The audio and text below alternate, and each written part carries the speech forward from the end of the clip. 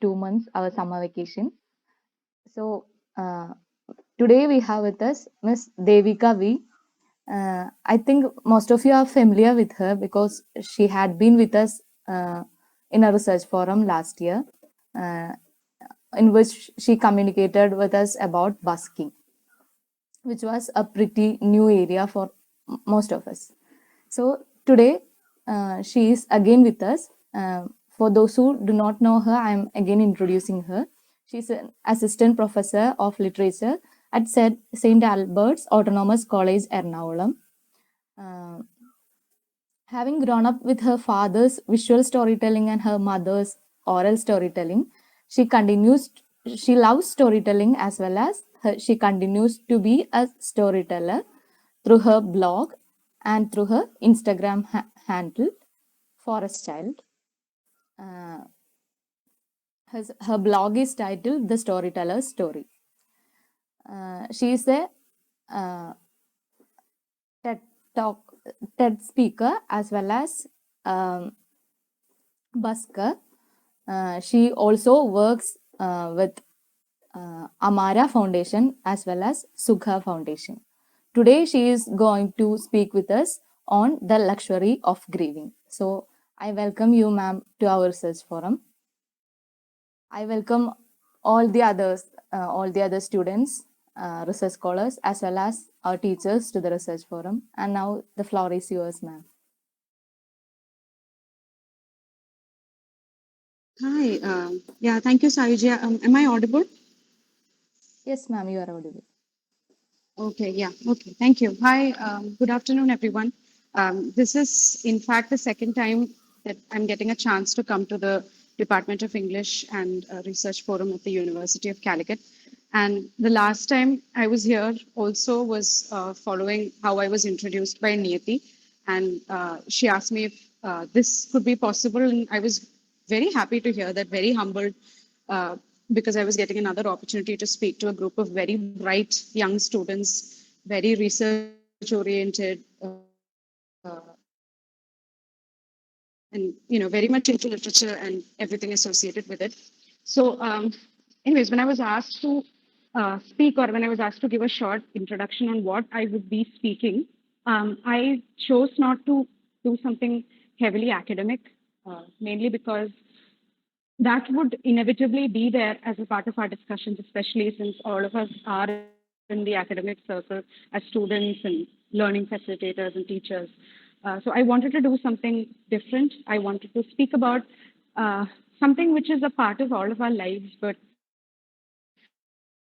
we probably haven't used words to talk about it. It's a very commonly discussed, a very recurring theme in literature, in cinema, in psychology, in everything. But I just wanted to speak of another side of this concept. So I'm thinking of sharing my screen.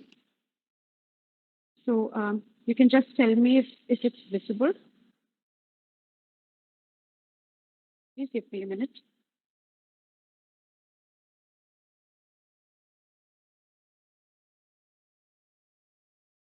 Can you see? Is it visible?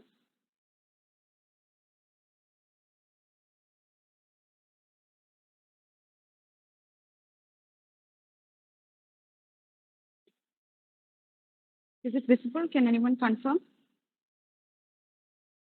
Yeah. Okay. Okay. Great. So this is what I essentially wanted to talk to you about today, um, on the luxury of grieving. On the Luxury of Grieving is actually the title of a small prose nonfiction writing that I had submitted to one of Bodhi Center for Literary Studies and a certain journal of theirs which came out, which was called Montage.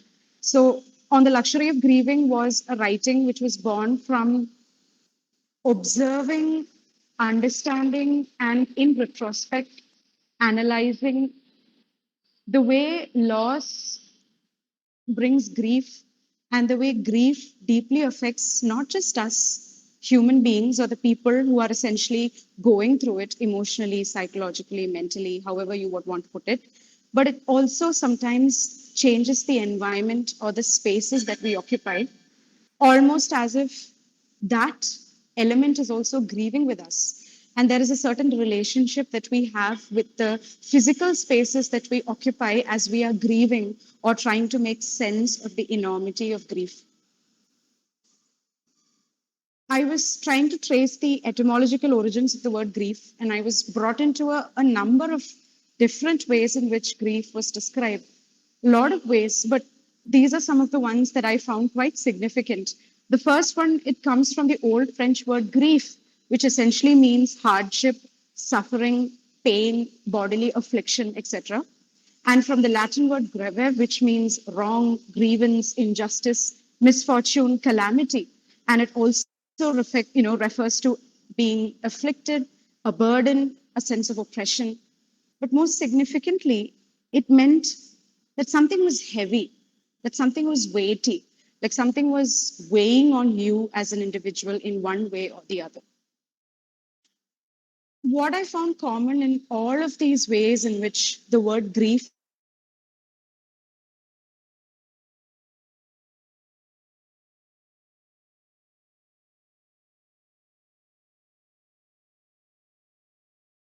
was among all of these definitions was there's always a sense of weight, and there is always a sense of tumultuousness or a sense of confusion or a way in which we are trying to make sense of something which, no matter how much we anticipate for all of our lives, we are never really prepared for. And the last sentence, making heavy or weighty, is, really what struck with me because it's trying to say that something is making your journey more heavy for you, almost as if something is kept on your shoulders without your permission. Or you knew you were going to have to carry a weight in this life, but you essentially weren't really prepared to understand how heavy it really was. So grief is a profound word, is what I feel. Something so layered, something so tender, something so honest and human and vulnerable about it. I don't know if it is, right to use the word human because I think everything in this world, every species in this world goes through something that is at least similar to grief. Or I don't know if it's right to say similar to grief either, because we, as human beings, using our limited faculties, have tried to give names to the emotions and feelings and behaviors of things that we only roughly understand. So I think it comes, all of it comes under it. I do really want to take a moment to read what I had written as a part of On the Luxury of Grieving. It's a very, very short prose, which was born from the way I, retrospectively thought about the losses which happened in my life. To give you a small background, I had gone through the physical loss of three very, very important people in my life, two in a two in consecutive years, and the in 2000 and my maternal grandfather in 2021.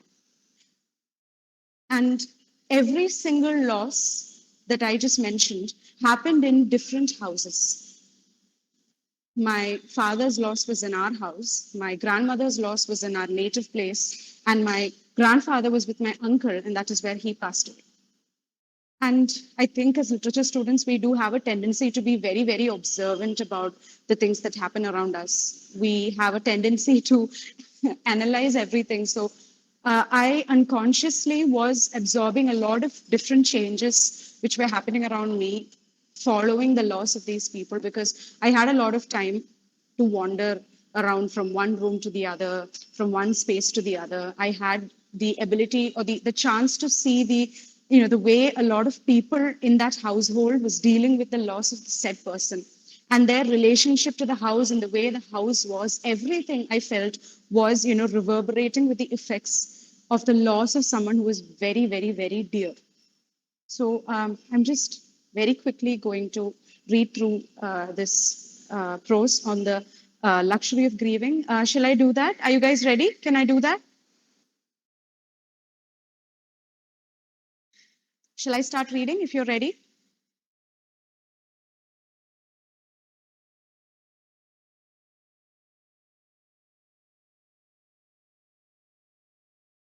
Yes, yes, Okay. you can. You may.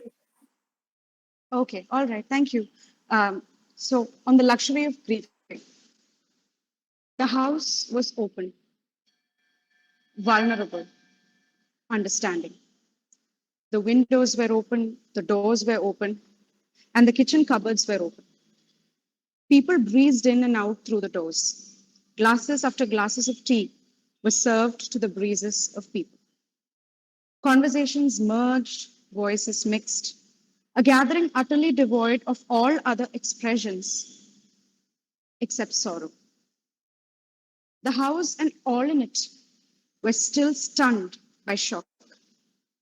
The house was filled not just with people, but with emotions as well. Emotions as clueless as the ones who felt them.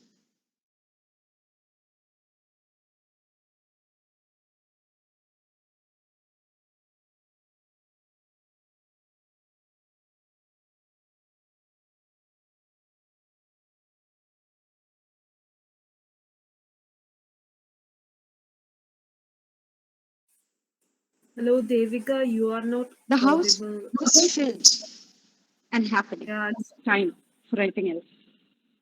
But all the movements of the house were looked over by the people who loved. Can you hear? Can you hear? Can you hear me now? Is it audible? yeah, now it's Yeah, clear. I am really sorry. The reason why it got cut is because I got interrupted by a call, so I just cut that call. I hope you can hear me now. Fine, fine. It's Okay, okay, great. Yeah, thank you. The house was filled and happening to a point where silence seemed out of the question. There was simply no time for anything else. But all the movements of the house were looked over by the people who loved. They had created a safe space for the ones who lost the loved one, a space of silence in a place where sitting down to grieve have been impossible had it not been for the people who loved. The ones who'd lost were beyond the reach of human requirements, such as reacting to the words of condolences or interacting with ones other than the people who loved. They were in the process of making sense of the enormity of what had happened. They were in the process of finding light in the darkest of times. In the process of hugging each other and carrying each other through what was the toughest of times that ever faced in all their life. And the people who loved took and looked over the running of the house, took over mere human actions such as cooking, cleaning, and maintaining sanity, leaving the ones who lost with the luxury of grieving. There was simply no time for anything else. Days had seemed longer than usual.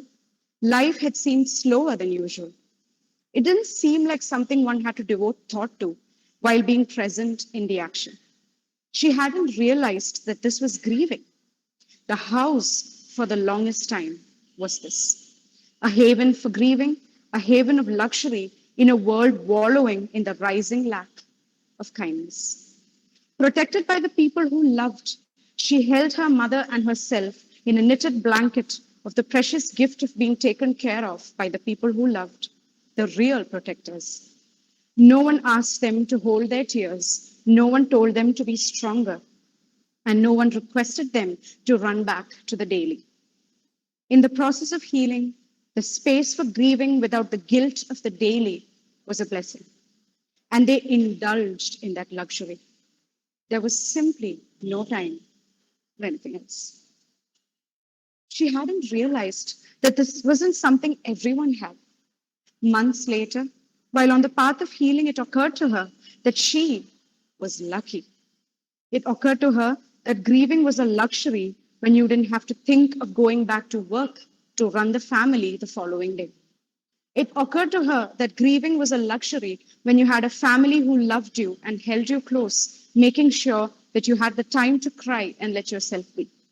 Grieving was a luxury when you could give yourself the present of simply allowing yourself to take a vacation from the bindings of everyday life until you were ready to come back to society. Today, sitting back in her chair, she closed her eyes for a brief moment, wrapped her arms around herself, placed a gentle kiss on her left shoulder, and thanked herself for the greatest act of kindness she had done to herself, the luxury of grieving. This is the prose. Very short, quick read. But the reason why I had come to writing about something like this was because I was, given the shocking understanding of the fact that not everybody had the space to grieve in peace. And that we were living and continuously living in a situation where grieving was sometimes a luxury or a privilege. I didn't have to personally be afraid of how my family would survive if I didn't go to work tomorrow. My mother didn't have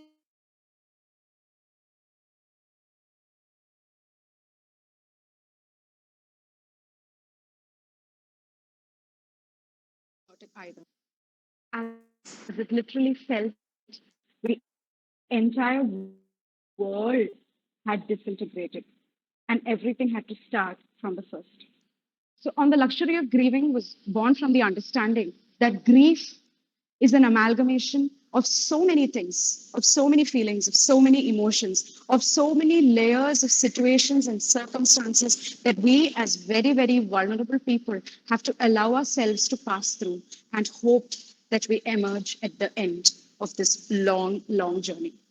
Understanding grief is not something I, as a 25-year-old, has entirely made sense of, honestly. And I have a long, long way and long years of living, hopefully, in front of me, when there will be moments in my life where I understand, oh, so this is yet another element of grief, yet another dimension of grief that I hadn't understood before. And maybe years later, when I read this, there will be a lot of things that I would correct, or people older than me would correct a lot of things in this either. But from the perspective of a 22-year-old who had gone through this enormous loss in my life, and 3 years later, here I am trying to make sense of that. This is how I see it in the present. And like many things, understanding grief is also subject to time, is what I feel.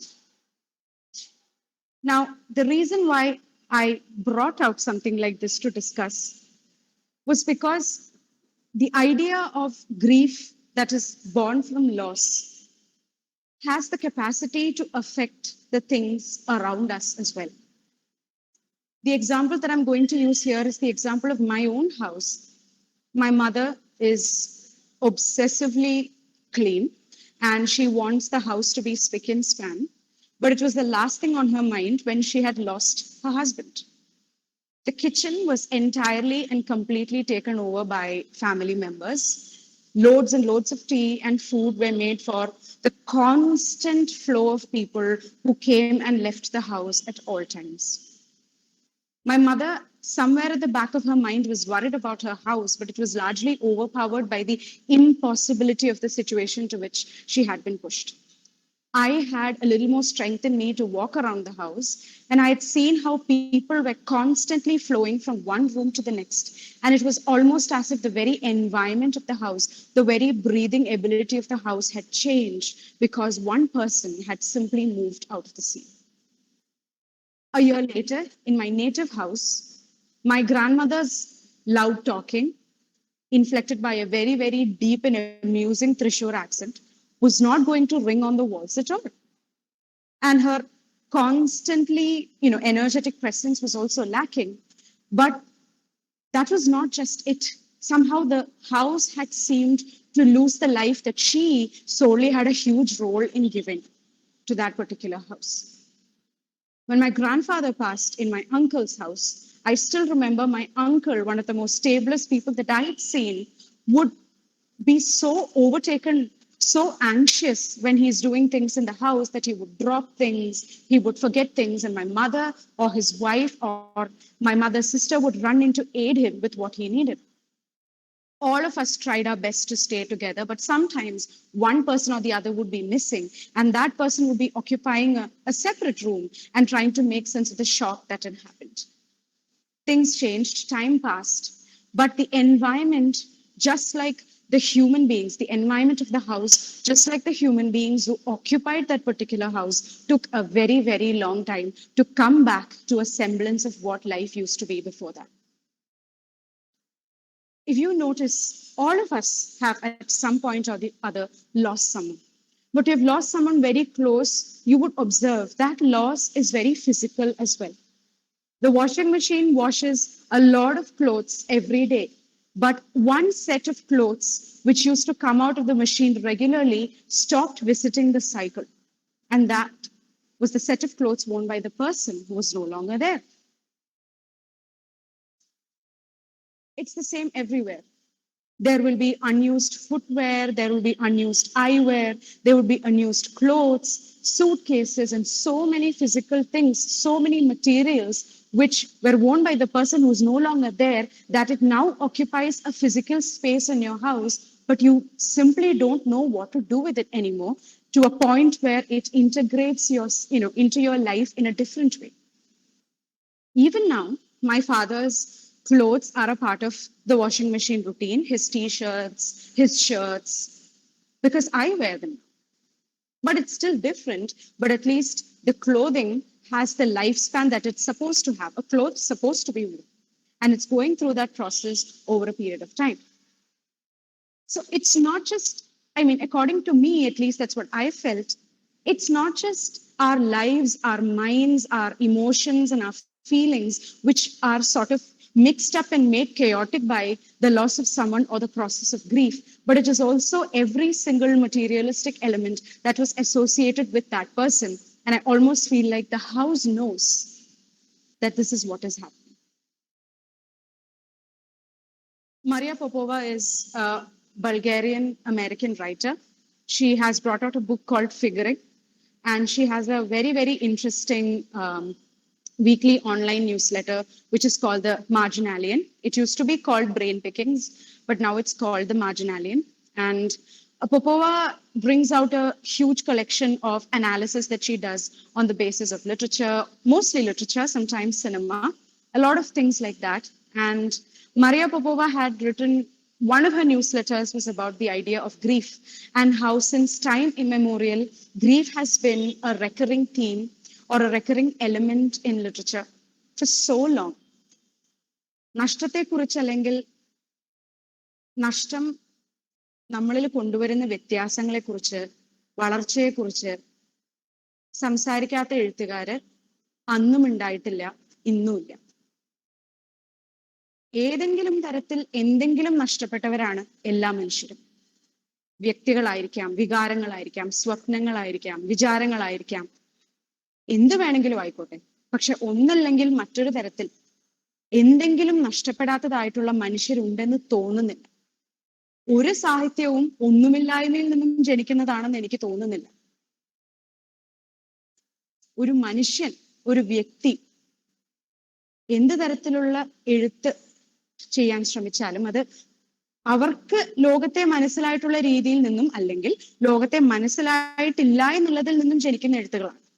So it's still pointing back to the way we perceive the life or the world around us through its meaning or the lack of it, however it is.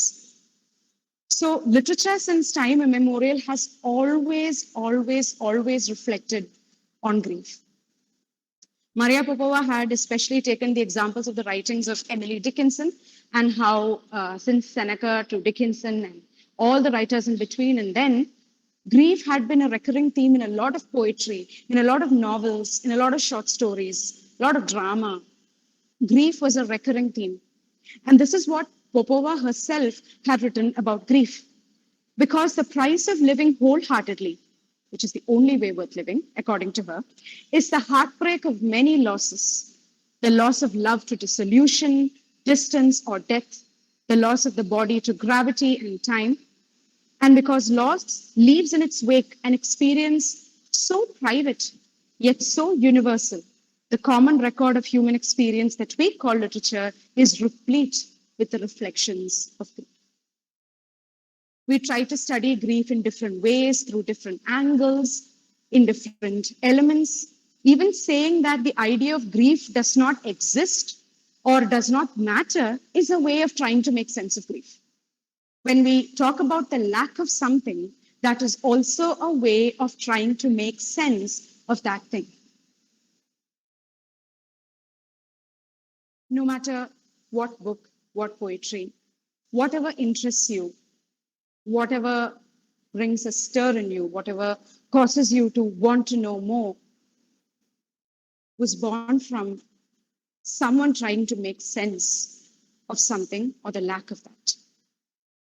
And we as literature students have always been taught to see things more deeply. And the classic joke of the author only meant that the curtain was blue, but we deeply and critically deconstruct it to mean 1,000 things. Why not? How do we know that the author actually meant that the curtain is just blue? Similar is the case here. Literature is replete, so many examples of how grief works. Same is the case in cinema, actually, I think. This still is from Anjali Menon's Manjadikuru. Manjadikuru is, I think, the softest of movies made by Anjali Menon, the most vulnerable, the place where, human beings are so vulnerable to a point where they just fail so miserably at pretending to be who they actually are not. And the cracks and crevices of that pretension is so evidently visible to all of us that to a point, I, as someone watching the movie, could not help but turn my head away for a moment because, the grief, the pain, the loss, and the lack of clarity that they had was so vulnerable, so raw, and so real. The entire story of Manjadikuru is centered around the loss of a grandfather and the family coming together to the ancestral home to decide what would be done after such a great man has passed on. We are introduced to siblings, we are introduced to cousins from abroad, from where the house actually was, the dichotomies that are, funny social culture has a way of portraying anything that is foreign to be much better than what is here locally. But loss and grief runs so deep in Manjadikuru. So deep. It could be the young boy who came from outside, holding within him a sadness that is not necessary for a boy that young because he wants to play.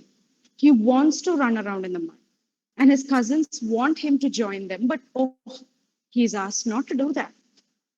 There is grief in everyone. When the sister, the richer sister, finds her not so rich sister's sari to be torn at the seams, she is heartbroken and overcome by a grief that she cannot simply make sense of. What do I do with this intimate, personal information of my sister?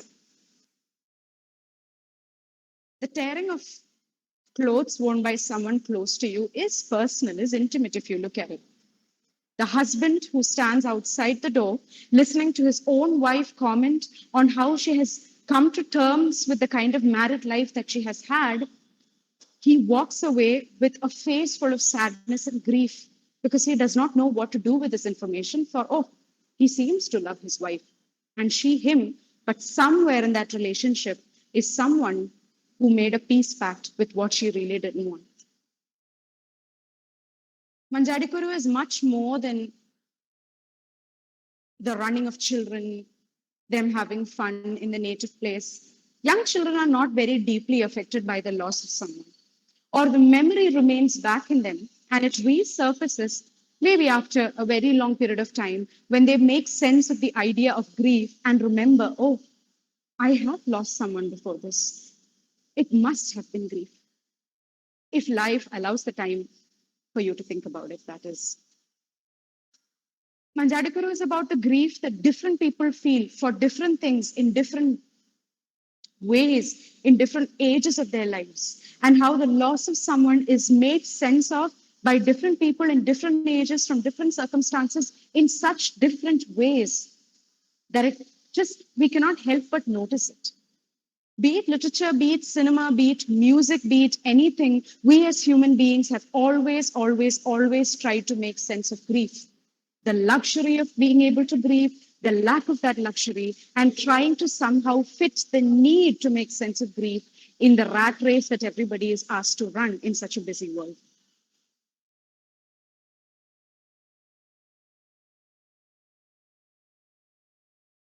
I took these photographs. There is nothing unique about it. But what unites these photographs are these are all people from my family and in my house. Probably 2 weeks following the loss of my father, and I was using his camera to click pictures and try to make sense of it because these things reminded me very closely about my own dad. And I was clicking pictures of these people with their knowledge otherwise. And there was an inevitable sense of tiredness, an inevitable sense of exhaustion, which I could capture from their faces. I was overcome and overwhelmed by the kind of honesty with which I was able to capture the loss of direction, the loss of sense that these people were so deeply feeling, and the same feelings that I was trying to come to terms with. I didn't know what to do with these photos. I thought once before including them in this presentation, then I thought, why not? I mean, we are all human beings, people, vulnerable, trying to make sense of these things after all together. So I decided to include them anyway. And here it is. These faces and the way they were making sense of the world around them. My uncle on the very right, the photograph of the man on the very right, one day walked into the kitchen to see that it was not very well kept. The steel bowls were piled on one side, it was not properly wiped. He prepared to do it and he started to do it himself. And while doing, he was very angry, and he was mumbling how my mother, the woman who was lying in the bedroom at that time, would have been heartbroken and angry to see how unkempt the house was at that point. This is not how she would have done it, is what he said. And that is a sentence that has struck to me so deeply, and to my mothers as well. ഈ വീട് ഇങ്ങനെ ഞാൻ ഒരിക്കലും കണ്ടിട്ടില്ല, ഇനി ഇതിങ്ങനെ ആകാനും പാടില്ല. There's a relationship between the grief that is, sort of completely covering that house, the environment of that house, and the people interacting in that house. It is very difficult for me to find the right words. And I'm, really trying to find the right words to communicate the feeling of change in environment in the houses where great losses have happened. Great losses have happened. I am not the only person in the world to lose someone. I am a human, so everybody has. But every individual human being has to make sense of what this means and maybe try to understand more of how this affects the physical world around us.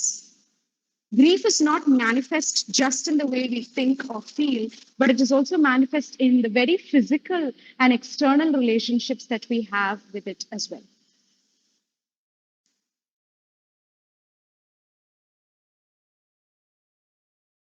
The absence of someone in that environment affects everything, like I said before. The clothes worn, the footwear worn, the songs listened to, the volume at which the TV is kept, one extra set of footfalls that you can hear on the steps. All of these things don't exist anymore. The clothes can be used, other things can be used, but there are ways in which that individual would have contributed to the changing environment and how that is now no longer there. The houses which went through grief saw different rooms, each piled with a different emotion. I sat in the kitchen, helping as much as I can, and saw how previously stable hands were more easily dropping things on the floor. I dropped something on the floor. The usual reaction would have been an outburst, asking me to be careful.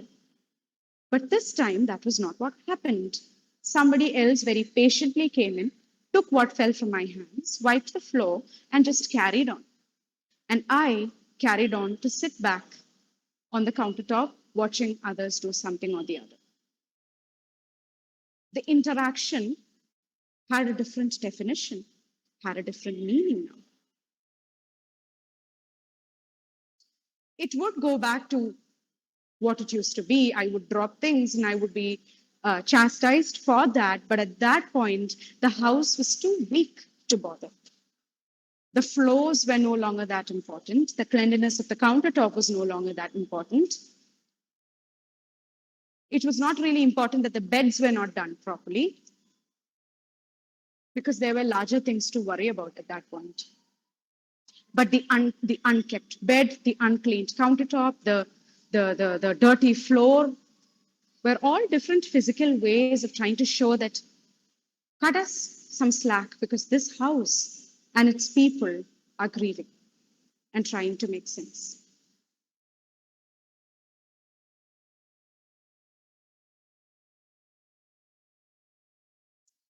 It is hard sometimes to exactly give a theoretical and a deeply analytical understanding of the different human emotions that we have and the different experiences that we have, the different thought processes that we have, which enable us to make sense of the world around us. I think that is what literature, cinema, philosophy, everything, every single life force in this world has been trying to do the same thing, to make a little more sense about what is happening around us. Grief is a process. It has different steps, it has different ways, it affects different people differently. I've wondered what my father's loss has meant to his very close friends.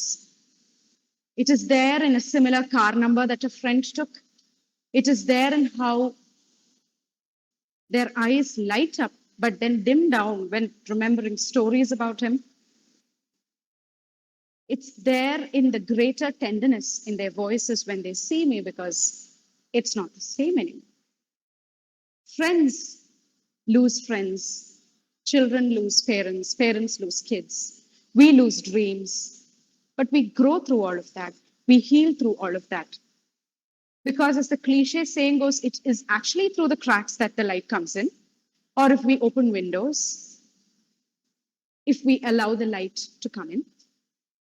So on the luxury of grieving, this writing and this small presentation and talk that I was able to do at this point was my way of trying to touch on so many things which I'm still trying to make sense of, still trying to understand and put into words, because healing is happening and it is a beautiful process, makes it all worth it. But we are and will always be trying to make sense of it a little better every day. Vaikom Muhammad ബഷീറിന്റെ മാന്ത്രിക പൂച്ച എന്ന് പറയുന്ന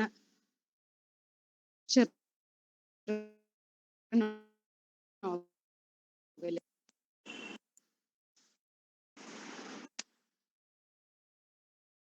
മാന്ത്രിക പൂച്ച എന്ന് പറയുന്ന ചെറിയ നോവല്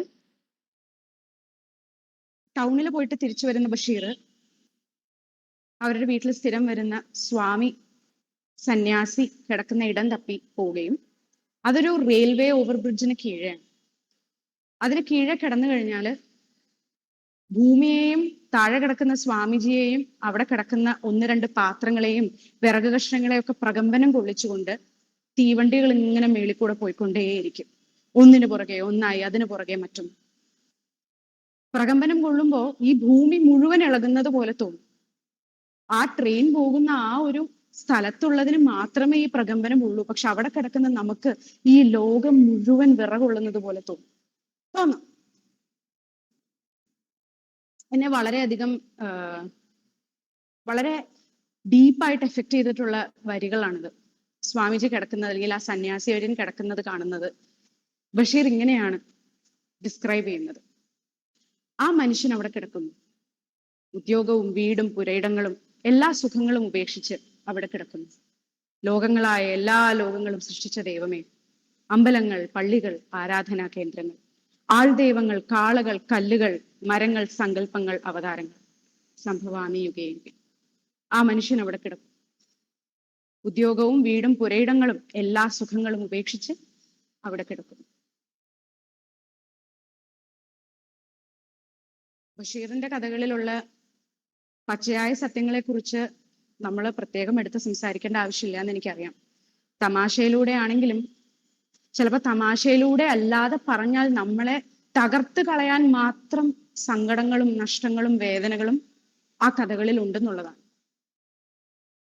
പാത്തുമാട് ആടില് ബഷീർ പാത്തുമ്മയുടെ വീട് സന്ദർശിക്കാൻ ചെല്ലുമ്പോൾ വെപ്രാളപ്പെടുന്ന പാത്തുമ്മയുണ്ട്. വീടിന് വാതിലില്ല. രണ്ട് വലിയ പഴയ മരക്കഷ്ണങ്ങൾ ചേർത്ത് വെച്ചതാണ് പാത്തുമ്മയുടെ വീടിന്റെ വാതിൽ. വെപ്രാളപ്പെട്ട് പുറത്തേക്ക് വരുന്ന പാത്തുമ്മ ചേട്ടനോട് ഇക്കാക്കയോട് ചൂടാവുകയാണ്. എന്തിനാ ഇങ്ങോട്ട് വന്നത്? ഞാൻ അങ്ങോട്ട് വരില്ലായിരുന്നു. തമാശ രൂപേണയാണ് എഴുതിയിട്ടുള്ളത്. സ്കൂളിൽ പഠിക്കുമ്പോൾ വായിച്ചപ്പോൾ ഞാനതൊക്കെ വായിച്ച് ചിരിച്ചു. പക്ഷെ ഇപ്പൊ അത് വായിക്കുമ്പോൾ ചിരിക്കാൻ പറ്റുന്നില്ല എന്നുള്ളതാണ് സത്യം. ഇപ്പോഴും ബഷീർ ഉറക്കെ ഉറക്കെ ചിരിപ്പിക്കുന്നുണ്ട്. പക്ഷെ എന്നാലും ആ ചിരിക്ക് പുറകില് there is grief, there is sadness, there is trying to make sense of loss. All the emotions and feelings that make us human, no matter how cynical we try to be, we are made of these experiences. We are made of these feelings, these inevitabilities.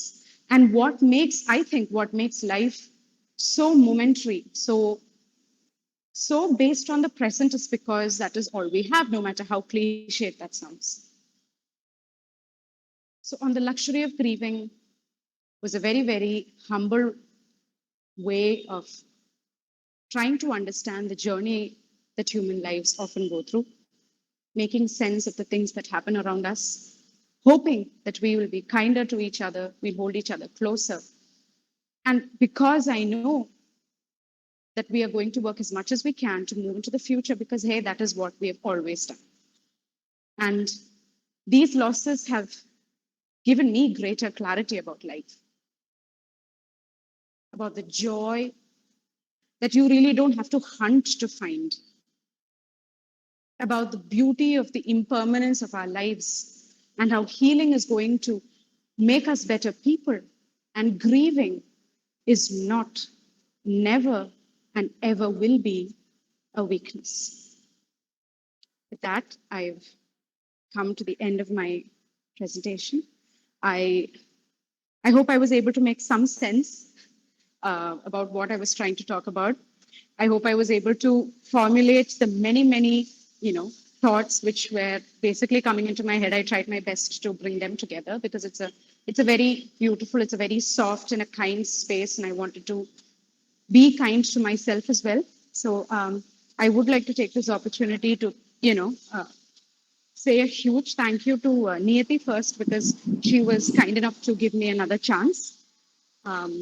I would also like to say thank you to everybody in the research forum, and also Shalini, who was very patiently keeping up with all the notifications and giving me all the links and posters and everything. So thank you, everyone. I hope the 45 minutes that I spent speaking made at least a little bit of meaning and sense to you. Thank you for the space and your time. Thank you. Over to you, Shalini, Sayuja. Yeah, thank you. Thank you, ma'am. It was a wonderful session. Uh, Although it was an academic section, I was sometimes emotional too, because it was very much relatable. So now the Oh, forum is open uh, for discussion. If anyone yeah. have Oh, any Sayuja, questions. I didn't intend to keep it academic either. We are doing a lot of that anyway. Yeah, ma'am. So I think we can have a discussion. Those who are here, please do come up with your observations and questions.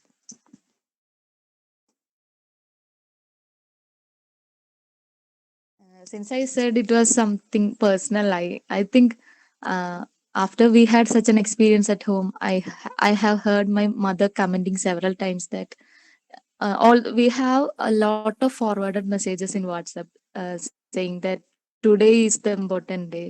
We should live for today, not for future, and those sorts of things. Even though we used to forward such things, we had such a realization.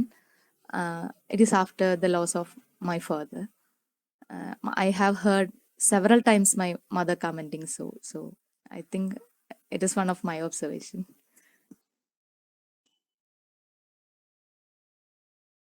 Yeah, I think it's easier said than done, because I think it's a constantly evolving process. So even when you look at cinema, even when you look at literature, um, I think it's more relatable when the process of healing is, or the process of trying to make sense of something as enormous as grief is slow and gradual, because that is the only way I believe we can do it.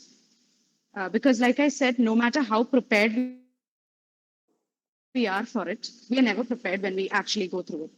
And grieving is in itself a great luxury, is what I've understood. So even the same kind of loss can have different outputs from different people. It can turn different people into different things. Some people become kinder, but some people become bitter. And I think it depends on a lot of other circumstances as well, like you said. Yes, ma'am, it's true. And the healing process even changes our character, I think. I have felt so. Yeah, that And is a good also the observation. atmosphere of the family and household for a very long time. It does, yes. Yeah, yes.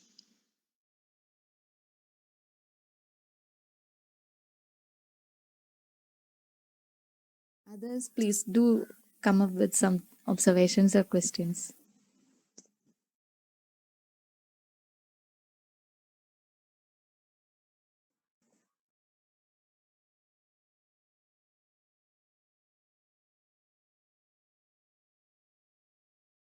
Hi, hi.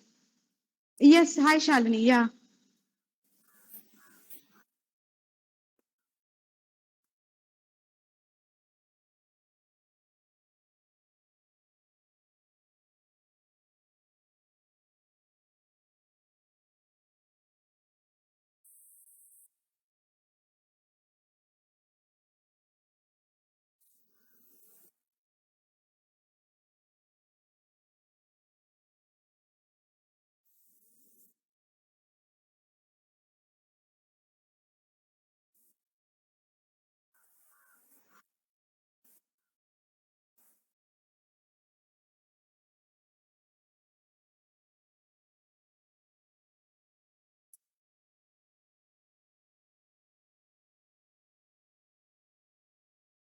Shalini, can you just repeat the last thing that you said? What makes anger unique? And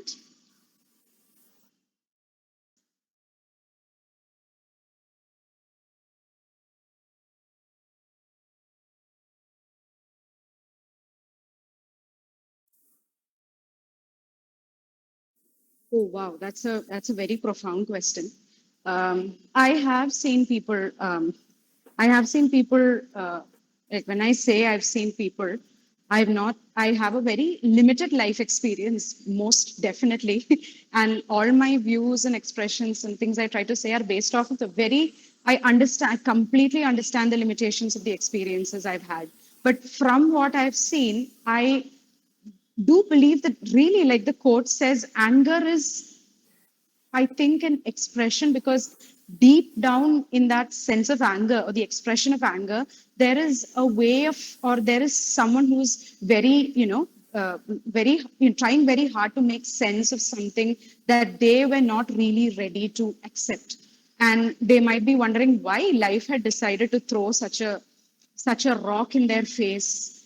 I was angry too, honestly, very angry at what had happened. I was like, I don't understand the exact reason why I seem to be praying. If the greatest things or the I think things that I cherish the most are taken away from me, but that has changed now. That has grown. I think anger is the youngest and the if we are thinking of the like if we think of all the emotions that we feel that comes out of grief as people of different ages, I think anger is the youngest child of grief, the youngest, the most honest child who throws tantrums, who so badly wants something that it cannot have, but the child is going to continue to scream no matter what is going to happen. But when the child grows, it starts to throw lesser amount of tantrums because it understands more deeply profound, more beautiful things in life. So I think that's the best way I can put it. I think anger is grief's youngest and most what do you call it, loudest child. I don't know if that made sense, but I think that's the way I would put it.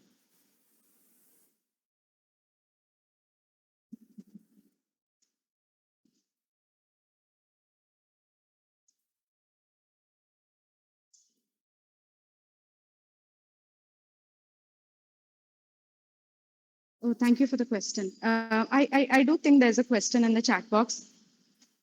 Um, yeah, this is Tessa. Tessa is my classmate from college. Hi, Tessa. Thank you so much for joining, by the way.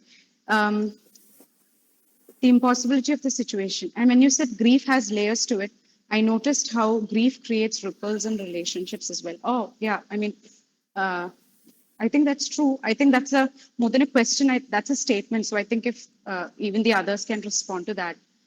Uh, I personally do believe grief has the ability to affect relationships. Like I said, I think every person has an environment which is made up of the places that they regularly visit, the people that they regularly indulge with, the things that they watch, the things that they hear. And grief, I think, has the power to affect all of these things, like a stone that's thrown in, but the ripples are a little longer, but finally it will settle, because I think that is the way we all are. And I think that's what, that's what makes life very profound. Thank you, Tessa.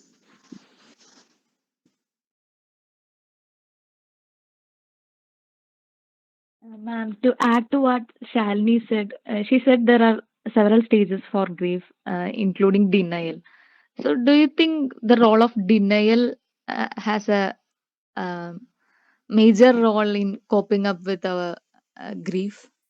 Is it a coping up, or we are denying such a loss? We are imagining that he's somewhere, he has gone, or that person has gone somewhere, or like that. What do you think? I think I have seen that. I think it is denial which gives birth to anger in the first place. Or I think both of them are, deeply interconnected with each other. You are angry, you deny it, and the more you deny it, the more angry you become. And it's a tug of war where anger and denial constantly like provoke each other, and it just keeps on happening like that until time passes and you have a more clearer or a deeper understanding, where I think at some point you let go of denial. And I think slowly, as you let go of denial takes anger away as well, little by little by little. Probably they'll hold hands and walk away is what I think. But I think it's an inevitable process. I think it takes time.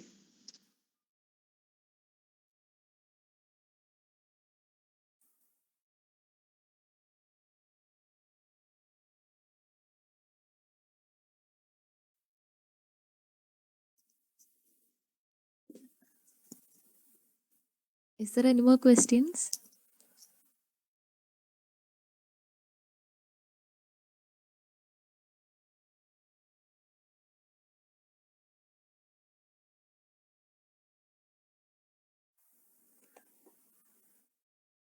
Hello. Hello, am I Yeah, hi Hello, audible? Niti. hello. Hi, Devika Cheche. I don't have a question, but I'd like everybody to watch this movie called Pieces of a Woman. I was actually reminded of this movie while I listened to you. So it's about a mother who loses her child. So it's about that, and the ending is also something that actually gives a lot of meaning. So I just like everybody to watch it when you have some time. That's it. And it was a beautiful session, Devika Cheche. Thank you so much for it. Oh, thank you, Niti. What was the name of the movie again? Seasons of a Woman. Yeah. Pieces. Piece. Okay. Oh, All I right. see. Thank Okay. Okay. Oh, thank you. Thank you, Niti. you. Yeah.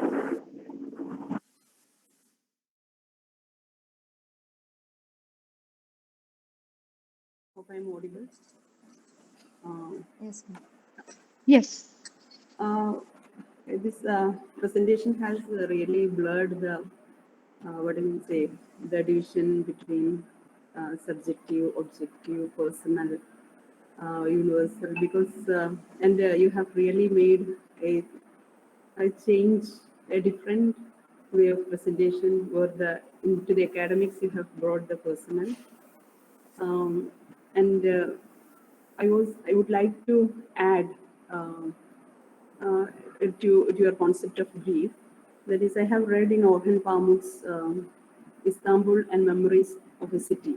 In his, it's a kind of a memoir, and there he has referred to a concept like Huzun, Huzul, where it is something. It's not personal. It is something collective, shared um, melancholy.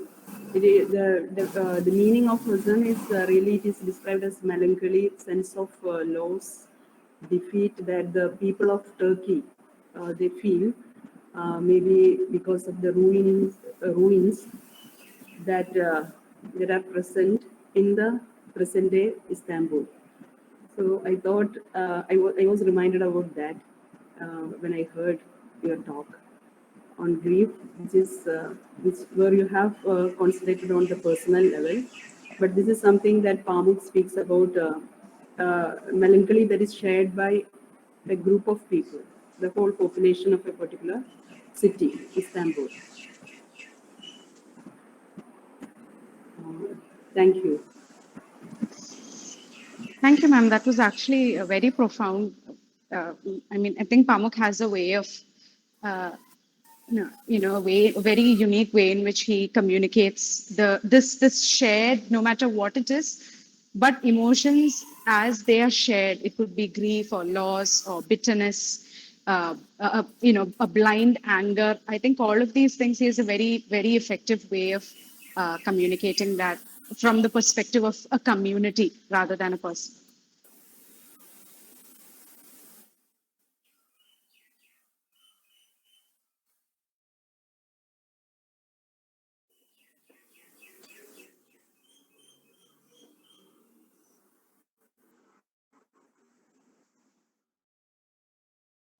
I believe there are no more questions, but I would just like to add one last point, which is the reason why I ended with the words of Vaikom Mohammed Bashir was because I think I personally very deeply believe that there's life in itself, despite the losses that we go through. I cannot say despite, including the losses we go through, makes for a very compelling journey that is very, very worth it. And every person who emerges from grief, I think the process of emerging from grief happens when you are a kinder person and you have a greater respect for the time that we have at hand. And I personally have come out of the process of grief as a much kinder person and someone who I believe now enjoys life on a more honest and a more vibrant and a little bit, what do you call, uh, a little open more than before without thinking a lot about consequences which are essentially not in our hands. So I just want to end my talk on that point. And for everyone who's going through one way of grief or the other, uh, you know, um, I hope the process is kind to you, and I hope that this session was able to make sense to you. Yeah, thank you. So thank you, ma'am. Thank you so much, ma'am. It was vibrant and uh, a wonderful session. I once again thank you, and thanks to everybody who joined the session. Thank you all, and hope we shall meet next week. Thank you. Thank you. Thank you.